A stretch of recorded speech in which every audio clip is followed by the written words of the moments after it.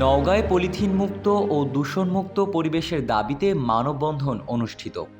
Polythene মুক্ত এবং দূষণমুক্ত পরিবেশ গড়ে তোলার দাবিতে নওগাঁয় এক মানববন্ধন অনুষ্ঠিত হয়েছে। আজ সকাল 11টায় নওগাঁ শহরের মুক্তির মোড় কেন্দ্রীয় শহীদ মিনারের সামনে অ্যারোমা ইউথ ওমেন অর্গানাইজেশনের উদ্যোগে এবং ব্যানারে এই মানববন্ধন আয়োজন করা হয়। উক্ত মানববন্ধনে সংগঠনের সভাপতি ফাতেমা আক্তার শাবানা সভাপতিত্ব করেন।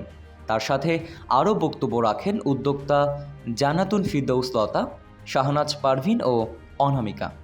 বক্তারা পলিথিনের ক্ষতিকর প্রভাব সম্পর্কে আলোচনা করে বলেন, পলিথিন ব্যবহারের ফলে মাটি ও জলবায়ু ব্যাপকভাবে দূষিত হচ্ছে, যা জনস্বাস্থ্য ও পরিবেশের জন্য মারাত্মক হুমকি।